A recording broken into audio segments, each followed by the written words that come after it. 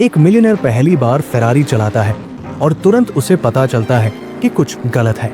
Car देखने में aggressive नहीं लग रही थी, इंजन भी वीक था, बिल्कुल पावरलेस, जैसे रेस कार का रियल पावर ही मिसिंग हो। सबसे बड़ा शॉक ये था कि फेरारी का क्लच एकदम खराब था, बिल्कुल कचरा। तो उसने बिना टाइम वेस्ट किए ये सुपरकार वापस अपनी ट्रैक्टर फैक्ट्री ले गया। डिटेल में देखकर वो शॉक्ड रह गया। फेरारी में जो क्लच था वो वही था जो उसके ट्रैक्टर्स में यूज होता था। गलती ड्राइवर की नहीं है, क्लच की है। वेल, डिस्क और प्लेट लगभग एक जैसे। मैकेनिक बैकग्राउंड होने की वजह से उसके दिमाग में एक क्रेजी आइडिया आया, एक ऐसा हाई परफॉर्मेंस क्लच बनाना जो हिस्ट्री में कभी बना ही ना हो। इस आइडिया के साथ वो सीधे एंजो फेरारी के पास गया, जो फेरारी के फाउंडर थे। पहले उसने एंजो की पोजीशन रिस्पेक्ट की, फिर स्मार्टली अपनी प्रॉब्लम्स बताकर कोलैबोरेशन का आइडिया रखा। माफ कीजिए, आपका थोड़ा वक्त चाहूंगा। मेरे हिसाब से आप दुनिया की सबसे बेहतरीन कार्स बनाते हैं। इन सब फेरारीज में एक ही दिक्कत है, क्लच। मुझे यकीन है मैं पहला नहीं हूं जिसने ये कहा है। अगर आप पार्टनरशिप का सोचें तो दुनिया की सबसे बेहतरीन कार्स बनाएंगे फेरारी और लैम्बोर्गिनी। लेकिन जैसे ही एंजो ने सुना कि ये सिर्फ एक ट्रैक्टर मैन्युफैक्चरर है, उसने उसे इंसल्ट कर दिया। अपने ट्रैक्टर पर वापस जाओ फार्मा। मिलियनेयर का गुस्सा कंट्रोल नहीं रहा। उसने एंजो को सामने से डांटा, तेरी कार मेरी ट्रैक्टर से 10 गुना महंगी है, फिर भी क्लच बेटर नहीं। जवाब में एंजो उसे कहता है, पता है लोग क्या कहते हैं लैम्बोर्गिनी के बारे में? कि वो एक पढ़ा लिखा गंवार है और उसे कुछ भी नहीं आता है, समझे? एंजो एरोगेंट स्टाइल में फेरारी में बैठकर चला गया। उसे नहीं पता था कि आज का ये मिलियनेयर फ्यूचर में फेरारी के लिए सबसे बड़ा कॉम्पिटिटर बनेगा। 1945 में सेकेंड वर्ल्ड वॉर खत्म हुआ और इटली के सिसिली आइलैंड में लाइफ नॉर्मल हो रही थी। उस टाइम एक यंग लड़का फूचो मिलिट्री कॉन्वॉय के साथ अपने गांव आया। अपनी फैमिली से मिलने की खुशी ने उसके वॉर के वुंड्स जल्दी हील कर दिए, लेकिन लंबे समय की शांति ने उसे कंफ्यूज भी किया। फूचो के फादर के पास एक ह्यूज फार्म था और वो चाहते थे कि फूचो फैमिली बिजनेस संभाले, लेकिन फूचो पूरी लाइफ फार्म पर बिताने का मूड में नहीं था। आर्मी में मैकेनिक होने के बाद उसने अपने आइडियाज फादर के सामने रखे। इटालियन एग्रीकल्चर इंडस्ट्री बूम कर रही थी, ट्रैक्टर की डिमांड हाई थी, लेकिन लोकल कंपनीज के ट्रैक्टर्स एक्सपेंसिव, बल्कि और फ्यूल कंजम्पशन में वीक थे। इसलिए फूचो ने डिसाइड किया कि वो ऐसा ट्रैक्टर बनाएगा जो छोटा, सस्ता और हर नॉर्मल फैमिली अफोर्ड कर सके। फादर ने इसे सिर्फ एक सपना माना। उनका कहना था, इंडस्ट्रियल लेवल इतना फास्ट ग्रो कर रहा है, फार्मर्स जैसे हम लोग बड़े कैपिटलिस्ट से कॉम्पीट नहीं कर सकते। तुम जो सोच रहे हो पॉसिबल है, लेकिन वर्ल्ड हमारा नाम याद नहीं रखेगा। मेरे पास एक कंपनी को शुरू करने का आइडिया है, ट्रैक्टर बनाने की। कुजीनो रैंडी अकेली कंपनी है जो सेंटो में ट्रैक्टर बेचती है। पर उनके ट्रैक्टर अच्छे नहीं हैं। अगर मैं कम पैसों में बेहतर ट्रैक्टर बनाऊं तो लोग मेरा ही खरीदेंगे। तुम्हारे लिए ये बिल्कुल ठीक नहीं है फरूचियो, तुम अपनी जिंदगी खराब कर रहे हो। आप मुझ पर भरोसा क्यों नहीं करते? भरोसा उसी पर है जो दिखता है। लेकिन फूचो जो बड़ा ड्रीम देखता था, सिंपल लाइफ जीने में इंटरेस्टेड नहीं था। उसने अपने आर्मी कॉमरेड से कांटेक्ट किया, जिन्होंने उसके साथ लाइफ और डेथ सिचुएशंस में सपोर्ट किया था। अपनी वाइफ के साथ मिलकर तीनों ने अपनी एंटरप्रेन्योरियल जर्नी स्टार्ट की। कैपिटल और रेपुटेशन दोनों नहीं थे, सैचुरेटेड मार्केट में टिकना मुश्किल था। तभी फूचो को गोल्डन चांस मिला। सिसिली में एक रेस होने वाली थी। उन्होंने एक पुरानी almost scrap race car cheap में खरीद ली। अपनी एक्सीलेंट मैकेनिकल स्किल्स से फूचो और उसके दोस्त मैटियो ने कार रिवाइव की। इंजन कैपेसिटी 500 सीसी से बढ़ाकर 650 सीसी कर दी। रेस में उन्होंने ऑलमोस्ट सब कुछ डाल दिया। अगर जीत गए तो फेम से बड़ा कैपिटल आसानी से रेस कर सकते थे। रेस स्टार्ट होने से पहले ऑर्गेनाइजर्स ने एंजो फेरारी को इनवाइट किया। फूचो ने देखा कि एंजो को हजारों लोगों का अटेंशन मिल रहा था। उसे एडमायर होने लगा और बार बार इमेजिन कर रहा था कि एक दिन वो भी सबके बीच सेलिब्रेट करेगा। लेकिन फैंटेसी ही रहती है। और अब रेस शुरू होने वाली है और फेरारी झंडा गिराएंगे। जैसे ही एंजो ने फ्लैग वेव किया, सब गाड़ियां अनटेम्ड घोड़ों की तरह ट्रैक पे दौड़ पड़ी।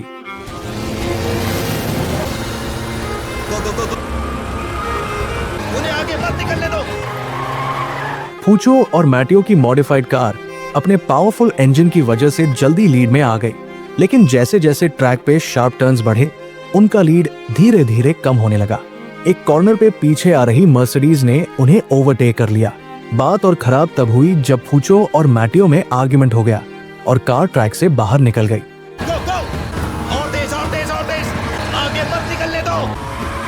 गो। इतनी जगह नहीं है, हम जीत सकते हैं। नहीं, हम नहीं जीत सकते। अरे मुझे दो तुम।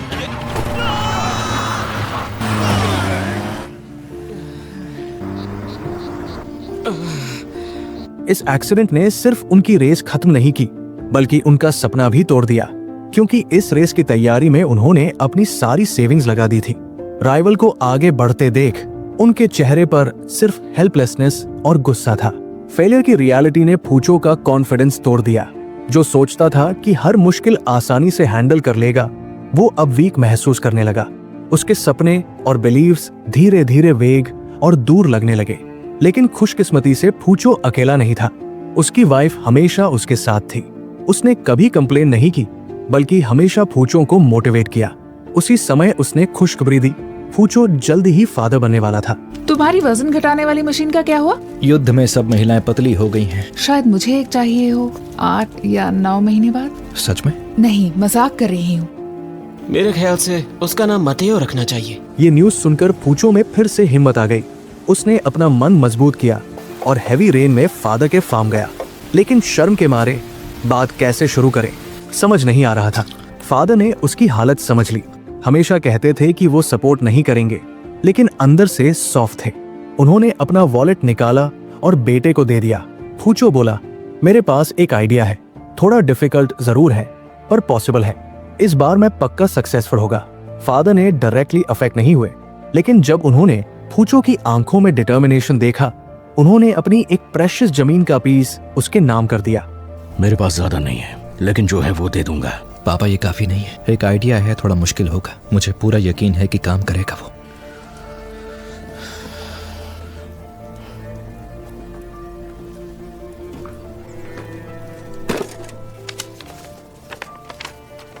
लेकिन फूचो की वाइफ को यह पता चला और वो गुस्से में भर गई। उसका कहना था कि ये फार्म सिर्फ फूचो का नहीं है, बल्कि उसके पेरेंट्स और 2 छोटे भाइयों का भी है। जमीन लेना सेल्फिश था।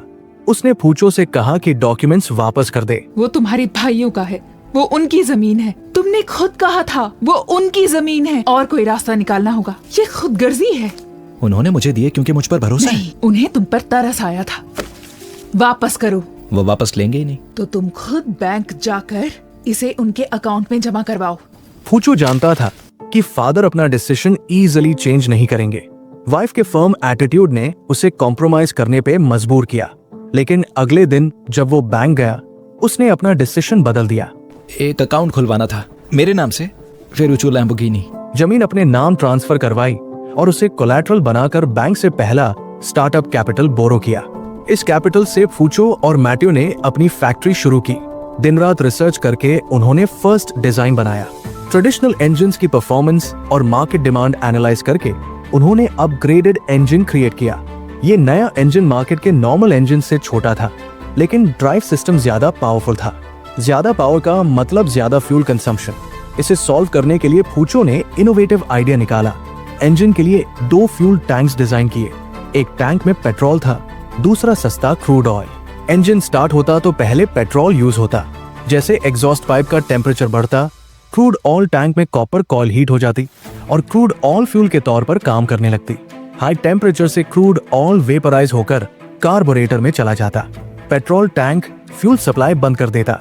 इस तरह सिंपल सा हाइब्रिड सिस्टम बनता, पावर ज्यादा और फ्यूल कंजम्पशन कम। 2 फ्यूल टैंक्स? स्टार्ट करेंगे पेट्रोल से। जैसे एग्जॉस्ट मैनिफोल्ड गर्म हो जाएगा, दूसरे टैंक से पेट्रोलियम छोड़ देंगे। तो 2 तरह के फ्यूल, एक सस्ता होगा, एक महंगा होगा, एक हाइब्रिड। हाइब्रिड हमारे कैरियोटा के लिए। कैपिटल लिमिटेड होने की वजह से दोनों लोकल के बिगेस्ट कार स्क्रैप यार्ड गए। बार्गेनिंग करके एक पुराना जंग लगा ट्रक चीप में लिया। फैक्ट्री में लाकर डिसमेंटल और मॉडिफाई करना स्टार्ट किया। सबसे पहले अननेसेसरी एक्सटर्नल पार्ट्स निकाल दिए। इंजन का साइज मिनिमाइज करके वेल्डेड चैसिस पर असेंबल किया।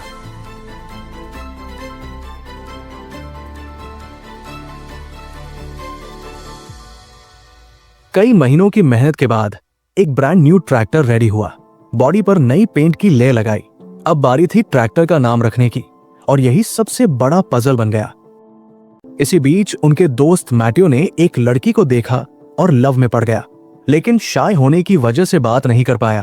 फूचो ने मैटियो की फीलिंग्स नोटिस की और खुद लड़की के पास जाकर हेलो कहा और मैटियो का इंट्रोडक्शन करवा दिया। वो बहुत खूबसूरत है। तुम हाय बोलो। क्यों बोलूं?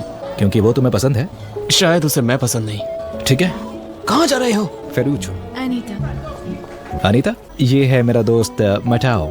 वो कहना चाह रहा है कि क्यों ना तुम हमारे साथ बैठो। नहीं, स्कूल के लिए देर हो रही है। उस वक्त किसी ने नहीं सोचा था कि ये लड़की उनकी दोस्ती तोड़ देगी। रात को घर आने पर फूचो ने अपनी वाइफ से बात की और पता चला कि कल उनका डिलीवरी ड्यू डेट है। वाइफ ने वरीड होकर कहा, चाहे तुम कितने भी बिजी हो, कल टाइम पे घर आना जरूर। कल देर मत करना, ठीक है? वादा किया। अगले दिन फूचो अभी भी अपने ब्रांड का नाम डिसाइड करने में उलझा था। काफी सोचने के बाद उसने डिसाइड किया कि वो अपना सरनेम यूज करेगा, क्योंकि सालों पहले उसने फादर से प्रॉमिस किया था कि वो अपना नाम दुनिया को याद करवाएगा। मैं चाहता हूं कि लैम्बोर्गिनी नाम अमर रहे। मैं चाहता हूं कि दुनिया मेरा नाम कभी ना भूले। जब एंग्रेवर ने उसे प्लेक दी जिस पर लिखा था लैम्बोर्गिनी, तो ऑफिशियली दुनिया का पहला लैम्बोर्गिनी ट्रैक्टर जन्म ले चुका था। ये मोमेंट उसके ड्रीम के और एक स्टेप क्लोज होने का सिंबल था। एक्साइटेड होकर जब वो ये खुशी अपनी वाइफ के साथ शेयर करने घर लौट रहा था, मेड ने इन्फॉर्म किया कि उनकी वाइफ चाइल्ड बर्थ में कॉम्प्लिकेशन की वजह से हॉस्पिटल ले जाई गई है। फूचो को याद आया कि वाइफ ने कल रात क्या कहा था। कल देर मत करना, वादा करो तुम। वादा किया।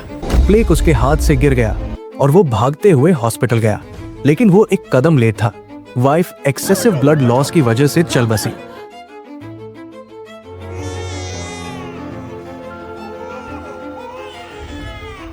सर, मैं क्या मदद कर सकती हूँ? क्लेलिया कैसी है? एक दिक्कत हो गई है। ऑपरेशन टेबल पर उसका शांत चेहरा देखकर फूचो का दिल टूट गया।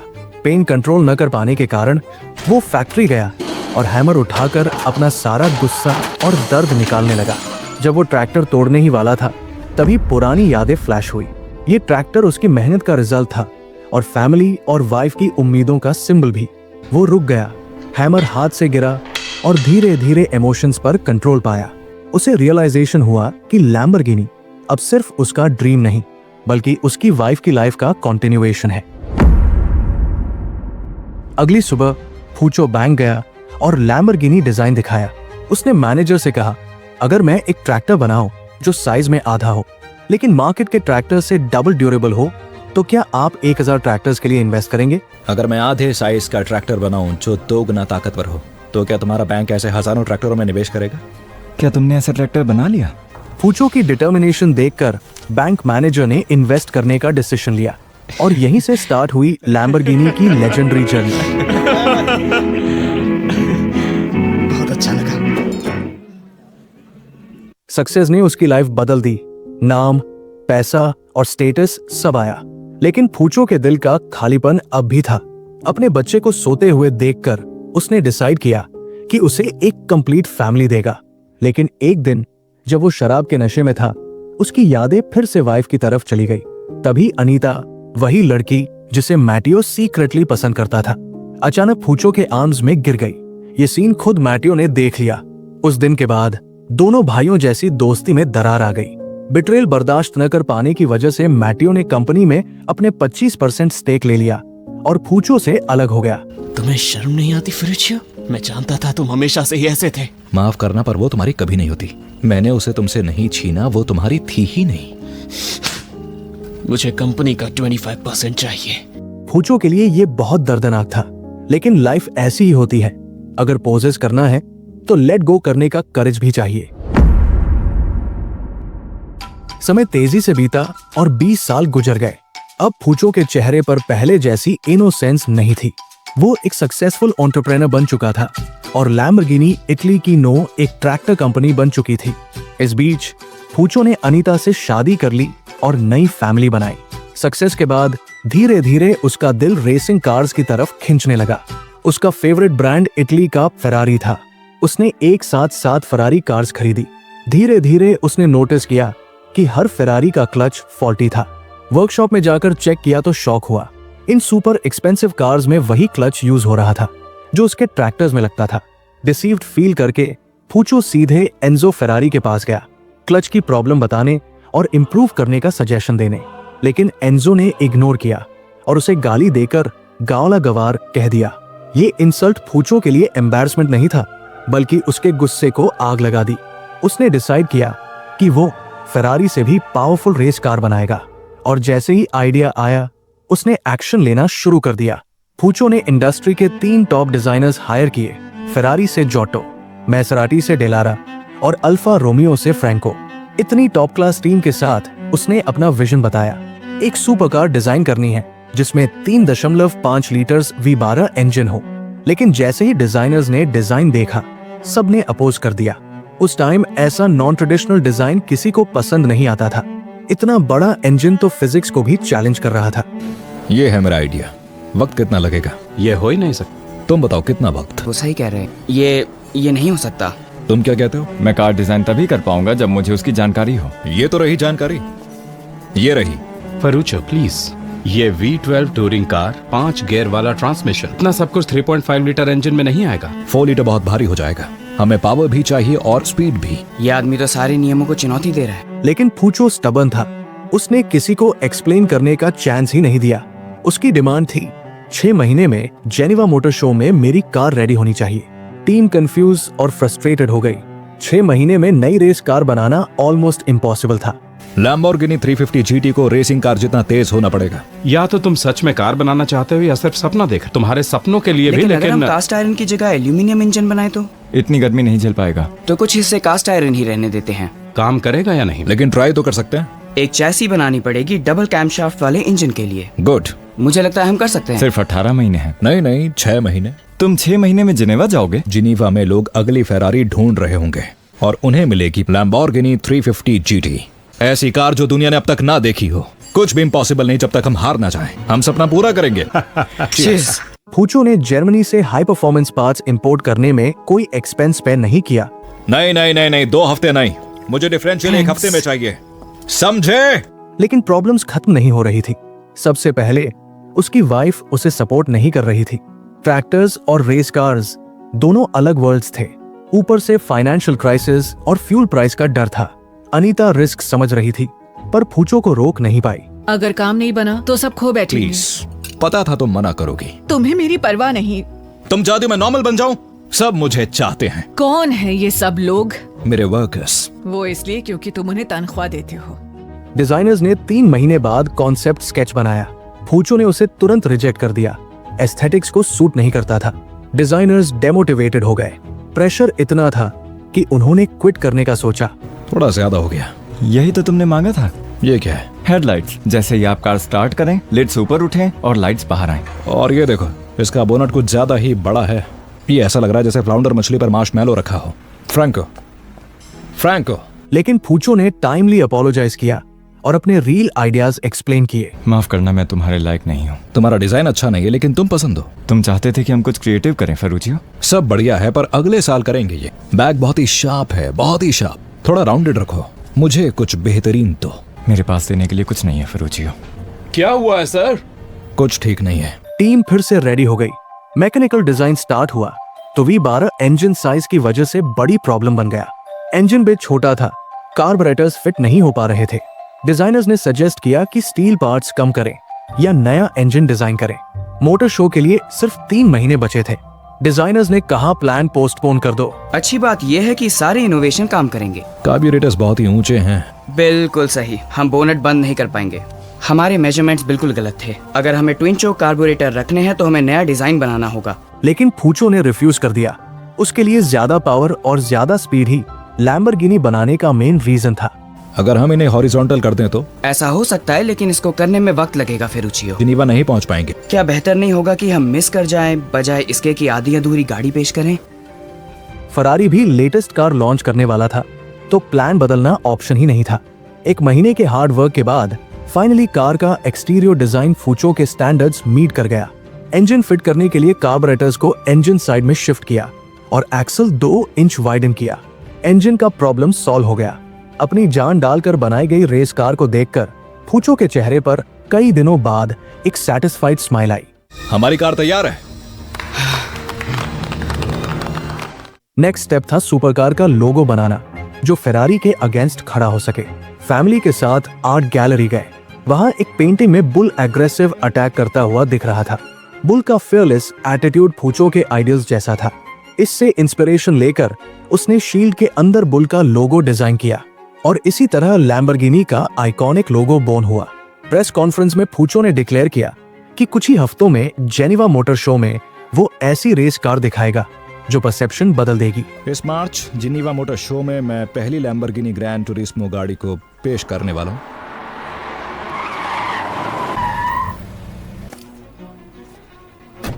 हम कामयाब हुए।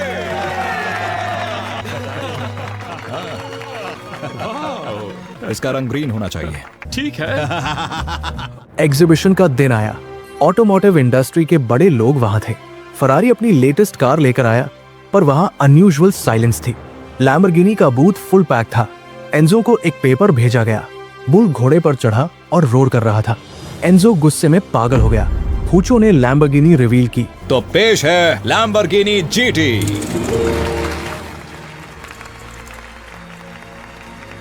यूनिक लुक देखकर हॉल में चीयर्स गूंजने लगे। अल्ट्रा लाइट बॉडी और पावरफुल V12 इंजन के साथ लैम्बोर्गिनी 350 GT ने अपनी अलग ही पोजीशन बना ली। फेमस लाइन हुई, जब तुम ग्रेट बनना चाहते हो तो फेरारी खरीदते हो, जब तुम ऑलरेडी ग्रेट होते हो तो लैम्बोर्गिनी। आप फेरारी खरीदते हैं जब आप कुछ बनना चाहते हैं, आप लैम्बोर्गिनी खरीदते हैं जब आप कुछ होते हैं।